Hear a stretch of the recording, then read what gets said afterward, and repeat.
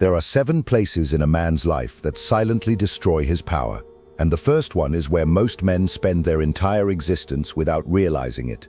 It is the place where nothing is demanded of you, where no one expects more from you than the version of yourself you were 5 years ago. It is the most comfortable prison a man can live in, the environment that never challenges him, never pressures him, never forces him to sharpen his instincts or expand his capacities. Most men mistake this place for peace, for stability, for safety. They don't understand that the absence of pressure is the beginning of decay. A man does not lose his power in dramatic battles or grand failures. He loses it in quiet rooms where nobody cares whether he rises or falls.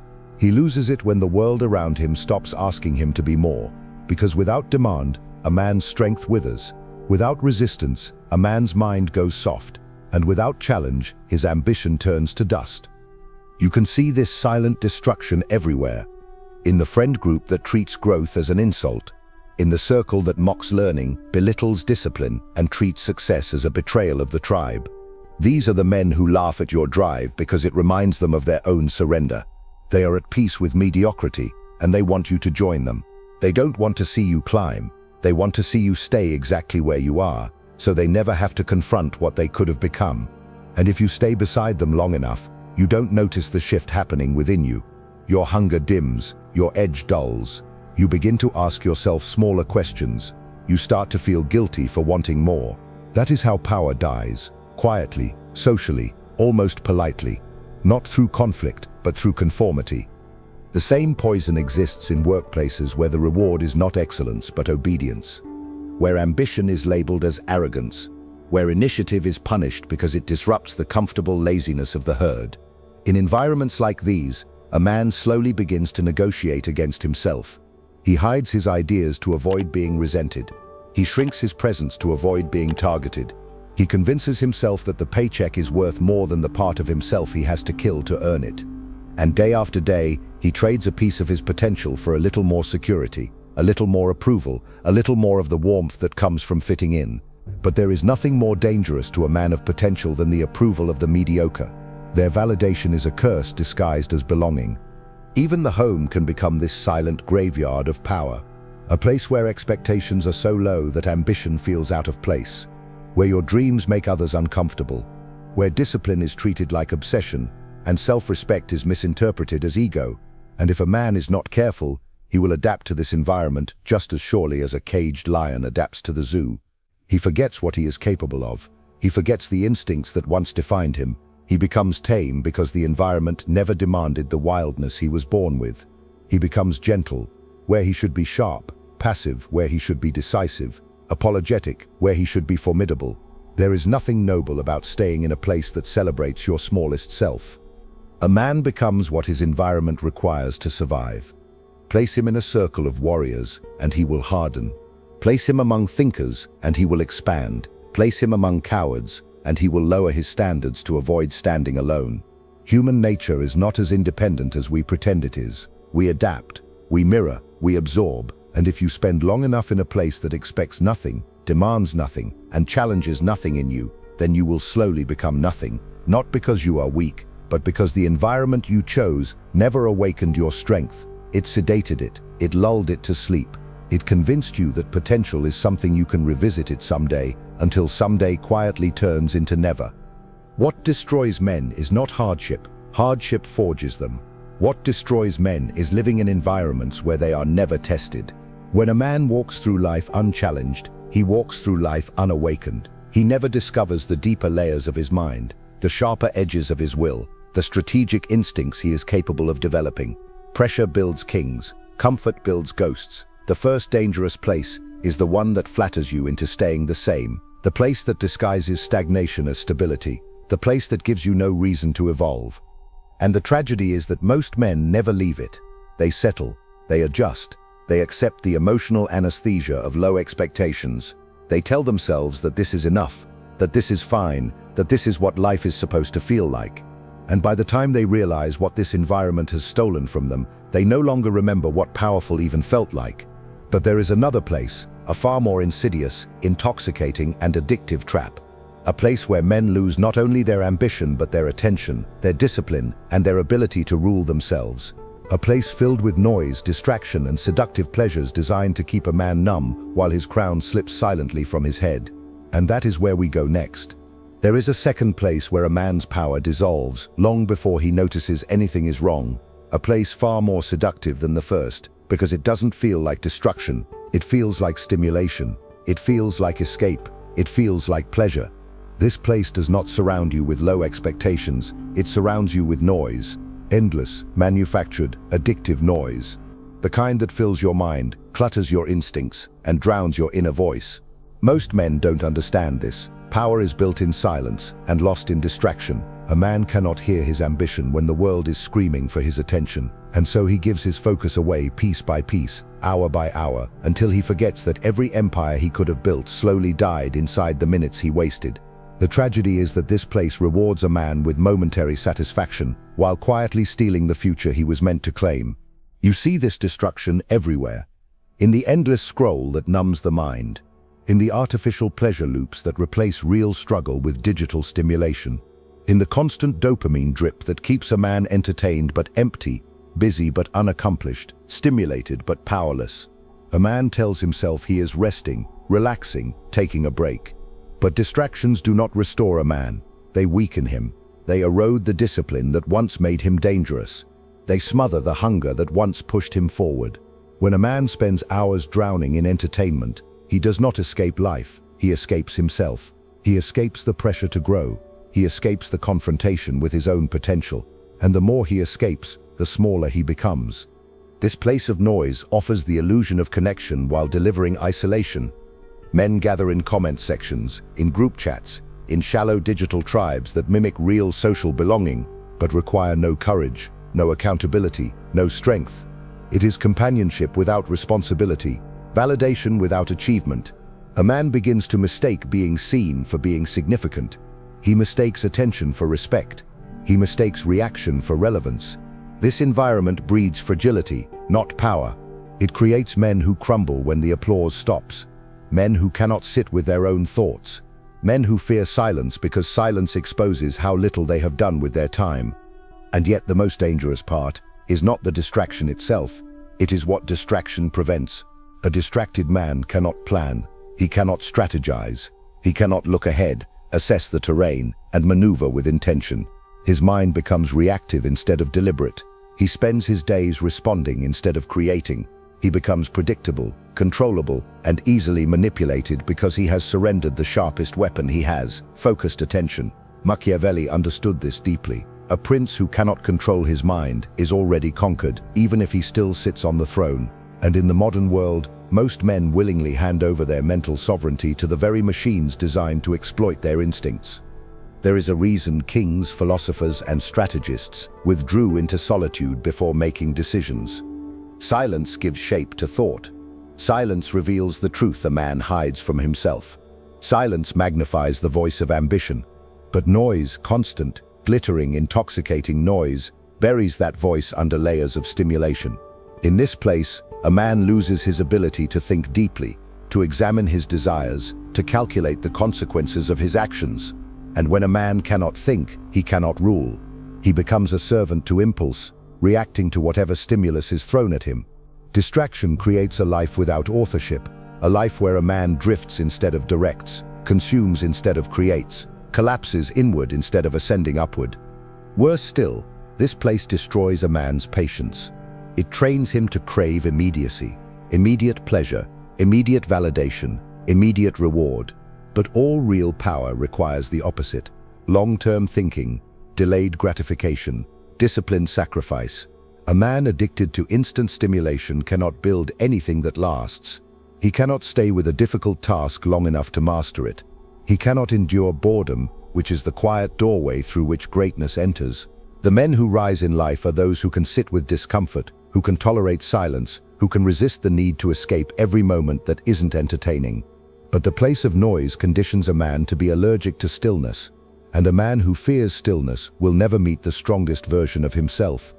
And here is the deepest tragedy: men believe they are choosing distraction, when in reality, distraction is choosing them. It is engineered to capture their attention. It is designed to keep them passive, addicted, and compliant. Empires are no longer conquered by armies, they are conquered by algorithms. And the more time a man spends in this place, the more he weakens the only kingdom he truly controls, his inner world. But there is a third place, even darker than this one, a place where a man's own emotions become the chains that bind him, a place where the enemy is not the noise around him, but the turmoil within him, a place where even strong men collapse quietly under the weight of unmastered feelings. And that is where we go next. There is a third place where a man's power dissolves, and it is far more intimate than the places before it, because this one is inside him. It is the emotional landscape he never learned to command.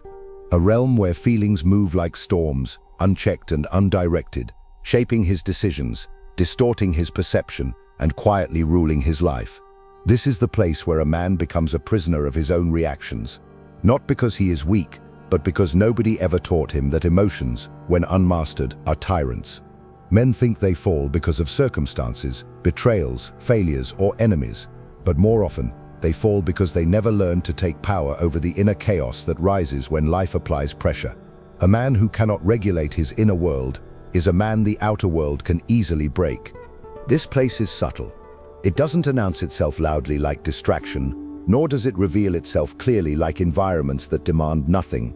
Instead, it shows up in small moments, the sudden anger that makes a man speak words he cannot unsay, the wounded pride that makes him chase validation at the cost of his dignity, the hidden insecurity that makes him sabotage opportunities, the quiet resentment that poisons his relationships, the fear that makes him hesitate when he should act. Most men do not realize that their emotional patterns are not random. They are trained responses built over years of neglect. And when a man never confronts these patterns, they control him with ruthless efficiency.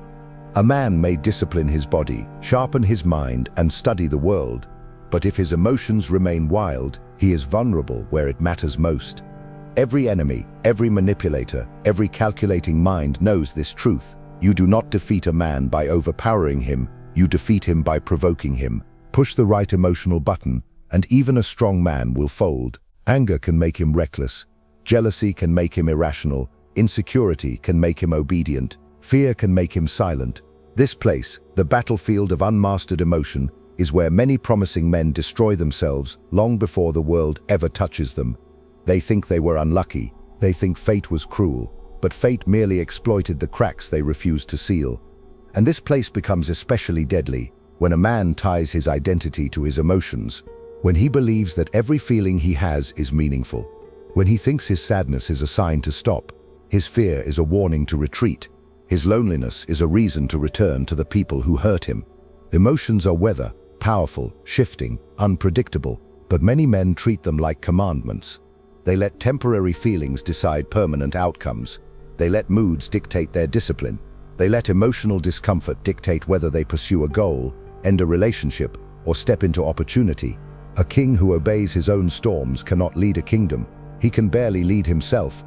What makes this place so dangerous is its invisibility. A man can see when his environment is mediocre. He can see when his life is filled with noise, but he cannot easily see the emotional traps he carries within him. He cannot see the childhood wounds that still shape his reactions. He cannot see the fear of inadequacy that hides behind his arrogance. He cannot see the longing for approval that fuels his self-betrayal. He cannot see how much of his life is dictated not by strategy, but by unexamined emotion, and so he thinks he is thinking clearly when he is actually reacting. He thinks he is deciding when he is actually avoiding. He thinks he is in control when he is actually being controlled. A man who does not master his emotions eventually becomes predictable, and predictability is the death of power. Strategists exploit predictable men. Lovers manipulate predictable men. Employers overwork predictable men. Enemies provoke predictable men. The world knows exactly where to press, exactly how to twist, exactly how to steer him, because his emotions announce his weaknesses louder than words ever could. And once a man is predictable, he is not feared, not respected, not admired. He becomes usable. And the world has no shortage of ways to use a man who cannot use himself. But the true danger of this place is not how it affects others. It is how it shapes him from the inside. Unmastered emotion turns a man into an enemy to himself. He becomes the one who ruins his momentum. He becomes the one who breaks his own routines. He becomes the one who creates the very problems he later blames on fate. Emotional chaos makes a man unreliable to himself. He cannot trust his own decisions because he never knows which version of himself will show up. The focused one or the reactive one, the disciplined one or the impulsive one, the confident one or the insecure one. And a man who cannot trust himself cannot build anything that requires long-term strength. Yet even this inner battlefield is not the most destructive place a man can stand. There is a fourth place, colder and quieter, a place where a man's power doesn't explode outward or collapse inward, but erodes slowly over time. A place built not on noise or emotion, but on something far more suffocating, stagnation that disguises itself as responsibility, duty or stability. A place where men go when they no longer burn, and that is where we go next. There is a fourth place where a man's power doesn't collapse suddenly, but drains slowly, almost politely, over months and years. A place so subtle that most men mistake it for maturity, stability, or duty. It is the place where a man convinces himself that staying still is noble, that suppressing his desires is responsible, that abandoning his hunger is the price of adulthood. This is the place of quiet stagnation, where a man stops growing, stops risking, stops imagining, stops wanting, not because he is weak, but because life has offered him just enough comfort to keep him from moving, and just enough pressure to keep him afraid of change. This place doesn't break men, it embalms them while they're still alive. It begins with small compromises.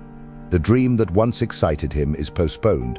The ambition that once kept him awake at night becomes unrealistic. The fire that once burned in his chest begins to feel childish, even embarrassing. He tells himself he is being practical.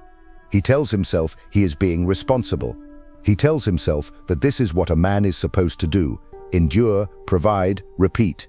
And as he repeats, year after year, something inside him hardens. He doesn't collapse, he calcifies. His identity becomes built around routines he never questioned, responsibilities he never chose, and expectations he never challenged. This place is dangerous because it changes a man without his consent. He grows into someone he never consciously decided to be. The tragedy is that the world praises him for it. Society applauds a man who trades his aspirations for stability. People call him reliable, disciplined, grounded. They celebrate him for carrying burdens that quietly destroy him. And because he is praised for his sacrifice, he clings to it. He convinces himself that wanting more is selfish, that growth is reckless, that ambition is a threat to the fragile balance of the life he has built. He does not realize that duty without growth becomes bondage, and stability without evolution becomes a cage. A man can appear responsible while secretly decaying. He can fulfill every obligation and still abandon himself. In this place, a man becomes afraid of his own potential. He senses that if he moves, if he changes, if he grows, the life built around his smaller self might crumble. The relationship based on his compliance might falter. The job built around his silence might become unstable. The people who rely on his predictability might pull away. And so he stays still, not because he is content, but because moving would require confronting truths he has avoided for years. A man who fears the consequences of awakening is a man who has already surrendered his power. His life becomes a set of chains he forged for himself, each link made from a compromise he rationalized as the right thing. In this stagnant place, a man's mind begins to shrink. His imagination dulls. The world becomes smaller, narrower, more repetitive. He stops seeking new experiences, new knowledge, new perspectives. His beliefs become rigid because they are no longer tested. His personality becomes defensive because he no longer evolves. He clings to what he knows, not because it is good, but because it is familiar. And familiarity, when repeated long enough, becomes a coffin padded with comfort. This is the emotional architecture of stagnation. Soft on the outside, suffocating on the inside. A man doesn't drown in chaos here, he suffocates in predictability. What makes this place so dangerous is that a man can live his entire life inside it and never know what he missed. He will never know the strength he could have built. He will never know the brilliance he could have developed. He will never know the life he could have created if he had allowed himself to outgrow the version of himself he was told to be. Most men do not fail because they aimed too high. They fail because they sacrificed their potential on the altar of good enough. A man's true tragedy is not being defeated. It is never stepping into the arena. And yet, Even stagnation is not the darkest place a man can find himself. There is a fifth place, colder, sharper, more corrosive, where a man's own mind becomes hostile territory, a place where doubt, comparison, and internal betrayal wage war against him from the shadows, a place where the enemy is not comfort or chaos, but a quieter force that rewires his identity from the inside. And that is where we go next. There is a fifth place where a man's power corrodes from within, and it is the most treacherous so far because it disguises itself as logic, as self-awareness, as humility. It is the place where a man's own mind becomes hostile territory, a psychological landscape filled with doubt, comparison, and quiet self-betrayals that wear the mask of rational thinking. This is the place where a man begins to question his worth, his direction, his capabilities, not because he lacks evidence of strength, but because he has trained his mind to believe the worst about himself. He second-guesses his decisions, he sees others as superior, he discredits his own victories, he inflates his failures, and slowly the mind that was meant to be his palace becomes a labyrinth built by insecurity. Most men don't realize when they enter this place. It begins innocently, a moment of hesitation, a single comparison, a fleeting doubt about whether he is good enough. But the mind is not passive, it builds around whatever seeds are planted. One doubt becomes many. One comparison becomes a lifelong habit. One feeling of inadequacy becomes the lens through which he views every opportunity. A man who doubts himself becomes his own saboteur. He delays when he should act. He hides when he should advance. He talks himself out of the very steps that would free him. And then he calls himself unlucky, not realizing that he is collapsing under the weight of patterns he refuses to confront. What makes this place especially dangerous is that it feels private. A man believes his doubts affect only him, that his internal battles remain hidden from the world. But doubt leaks through a man's posture, his tone, his decisions. It shows in the opportunities he doesn't take, the boundaries he doesn't set, the disrespect he tolerates. It shows in the way he lowers his voice when speaking his desires, or softens his presence to avoid being seen as intimidating. The world senses this uncertainty. People feel it before he even speaks. And once others sense a man's self-doubt, they instinctively know how to treat him, with less respect, fewer opportunities, more control. Doubt is not an internal problem, it becomes a public vulnerability. Comparison makes this place even more poisonous. A man looks at others and magnifies their strengths while minimizing his own. He convinces himself he is behind, unprepared, unworthy. He forgets that every person he admires began with less than he imagines, and struggled more than he will ever know. But comparison blinds him to this truth. It distorts reality until other people's success feels like a verdict against him. And once a man believes he is inferior, he stops taking risks that could prove otherwise.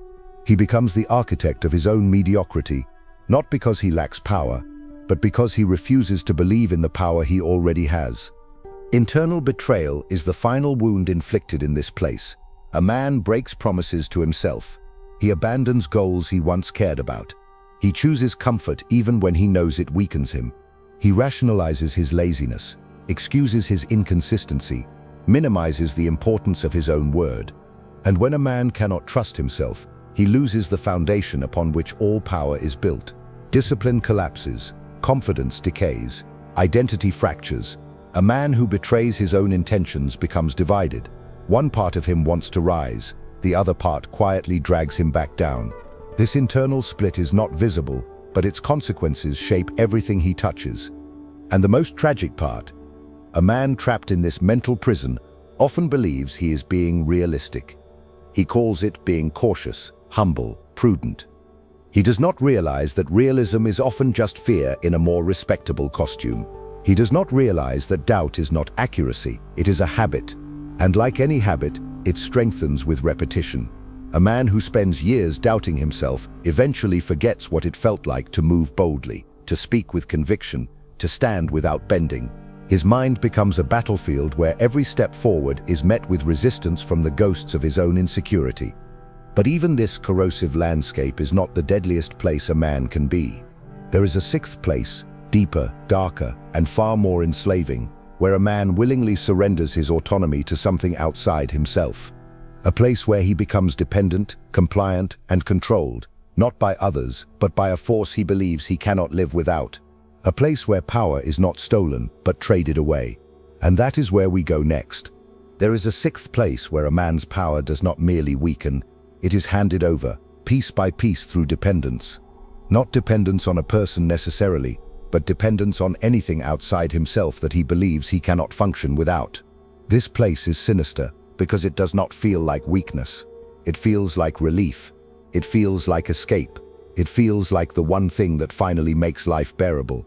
But the moment a man needs something to feel strong, he is no longer strong. The moment he needs something to make decisions, he is no longer sovereign. And the moment he believes he cannot live without a particular comfort, habit, routine, or influence, he has already surrendered more of his autonomy than any enemy could ever steal from him.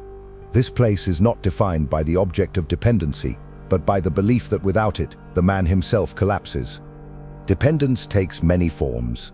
For one man, it is a person whose approval he desperately needs. For another, it is a relationship that he clings to even though it weakens him. For some, it is substances that calm the anxieties they refuse to confront. For others, it is routine comforts, food, pleasure, entertainment that sedate them into compliance. And for many men, it is the illusion of stability that keeps them frozen in lives they have outgrown. Whatever the form, the pattern is the same. A man ties his emotional stability to something external, and that tie becomes a leash. He thinks he is choosing comfort, but comfort is choosing him. He thinks he is managing stress, but stress is managing him. He thinks he is coping, but he is actually conditioning himself to live without inner strength. What makes this place particularly deadly is how gently it enslaves a man. It doesn't demand anything from him. It simply offers ease. It whispers, don't face that pain, numb it. Don't confront that truth, escape it. Don't evolve, maintain. And the man obeys because dependency always offers a simple trade, short-term relief in exchange for long-term erosion. Dependency never shouts, it soothes. It never pushes, it pulls softly. A man doesn't wake up one day powerless, he drifts into it. He slowly begins to feel uncomfortable without the thing he relies on. His mind justifies it, his emotions defend it, his identity absorbs it, and before he knows it, his will has been outsourced. Even worse, dependency changes how a man sees himself. When he relies on something external to function, his confidence becomes conditional. He tells himself he can only perform under certain circumstances. He convinces himself he needs the right mood, the right environment, the right stimulation. His strength becomes situational instead of internal. His belief in himself becomes fragile because it depends on variables he cannot fully control. And once a man believes he needs something outside himself to be effective, his enemies, and even the world itself, no longer need to overpower him. They only need to remove or disrupt the thing he depends on. Dependency also kills ambition. A dependent man avoids discomfort because discomfort threatens the fragile arrangement he has built with his coping mechanisms. He avoids risk because risk introduces instability. He avoids growth because growth requires detachment from the very behaviors that keep him numb. And so he stays in a psychological loop where he feels stuck, frustrated, and resentful, yet unable to break free. His dreams fade not because he lacks talent, but because his dependency steals the courage required to chase them. A dependent man becomes obedient to necessity instead of possibility. But the cruelest part of this place is how dependency rewrites a man's identity. He begins to see himself through the lens of his coping habits. He calls himself someone who can't handle pressure, someone who needs this to function, someone who would fall apart without it. These beliefs form a prison more restrictive than any external limitation. A man who doubts his inner capacity becomes easy to control, easy to manipulate, easy to derail.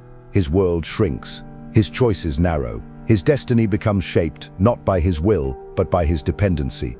Yet dependency does not always look chaotic. Sometimes it looks loyal. Sometimes it looks stable. Sometimes it looks romantic. Sometimes it looks responsible. A man may think he is committed, devoted, disciplined, when in reality, he is simply afraid to stand without the crutch he has relied on. And the world will never tell him the truth, because a dependent man is convenient. He is predictable. He is manageable. He is easier to influence than a man who is internally fortified. Even so, there is a place darker than this. a seventh and final place where a man's power is not surrendered, not sedated, not eroded, but fundamentally rewritten. A place where he forgets who he is, what he stands for, and what he was capable of before the world shaped him. A place where the destruction is quiet, total, and deeply personal. And that is where we go next. There is a seventh place where a man's power is not weakened, not distracted, not eroded, but erased. A place so quiet, so familiar, so deeply woven into a man's identity that he rarely notices he has entered it. This is the place where a man forgets who he is. Not in a dramatic moment of crisis, but slowly, quietly, through years of becoming what others needed, expected, or demanded him to be. This place is the graveyard of identity, where a man trades his authentic self for a version shaped by obligation, fear, or social pressure. It is the place where a man becomes a stranger to himself, living a life that no longer belongs to him, guided by beliefs he never chose, and fulfilling roles he never examined. A man can survive distraction, stagnation, insecurity, even dependency, but once he loses himself, he has nothing left to anchor his power to. This place usually begins with subtle self-abandonments. He suppresses parts of himself to keep the peace. He hides his convictions to avoid conflict. He reshapes his personality to become acceptable, likable, predictable, and each time he silences his own voice, that silence becomes easier. Eventually, he stops expressing who he is altogether. His identity becomes a patchwork of external expectations, a mask he wears so consistently that it becomes indistinguishable from his own skin. He stops asking what he wants, because wanting feels dangerous. He stops asserting what he believes, because belief feels confrontational. He stops dreaming for himself, because dreaming reminds him of the distance between the life he has and the life he was meant to live. And so he becomes a character in someone else's story, instead of the author of his own. This place becomes lethal when a man begins performing instead of living. He performs the role of the reliable one, the strong one, the calm one, the responsible one, the agreeable one. He becomes defined by what he provides, rather than who he is. And because he is praised for the role, the reliability, the stability, the predictability, he mistakes the performance for identity. But roles exhaust men, identity fuels them. And when a man spends years living through a role that does not align with his nature, he burns out from the inside. He loses the vitality, intensity, and clarity that once made him formidable. A man who forgets who he is becomes a shadow, efficient, functional, but empty. The most tragic part of this place is how deeply it disconnects a man from his instincts. He stops trusting his intuition. He stops respecting his judgments. He stops listening to the internal signals that once guided him. If something feels wrong, he ignores it. If something feels right, he doubts it. If something calls him forward, he dismisses it. When a man no longer listens to himself, he becomes controllable, not because others overpower him, but because he has abandoned the only compass that cannot be corrupted, his inner truth. A man can rebuild wealth, strength, discipline, but rebuilding a lost identity requires confronting every lie he has lived beneath. This place is also built from compromise. The compromises that seem harmless in the moment, but accumulate into a quiet collapse. He stays where he doesn't belong, because leaving feels disruptive. He tolerates what burdens him because rejecting it feels selfish. He accepts treatment beneath his worth, because demanding more feels uncomfortable. Each compromise cuts a thread from the fabric of his identity, and over time, he cannot remember the texture of who he once was. A man who compromises too much eventually forgets what he deserves, and when he forgets what he deserves, he forgets how to command power. This final place destroys a man not by breaking him, but by convincing him that the brokenness is normal, that the dullness he feels is maturity, that the silence of his instincts is wisdom, that the absence of desire is peace. But numbness is not peace, compliance is not stability, self-abandonment is not virtue. A life lived with no self at the center is not a life, it is a long, slow surrender, and the world benefits greatly from men who have surrendered themselves. They never rebel, they never rise, they never disrupt the systems built to keep them small. Yet here lies the Machiavellian truth. Identity can be reclaimed, not through inspiration, but through confrontation. A man must face the parts of his life that no longer reflect him. He must strip away the roles he performs. He must silence the voices that taught him to shrink. He must rediscover the instincts he buried. He must ask himself, without fear or hesitation, if I were not influenced by expectations, who would I become? It is in that question that a man's power resurrects, because identity is the throne from which all strength originates.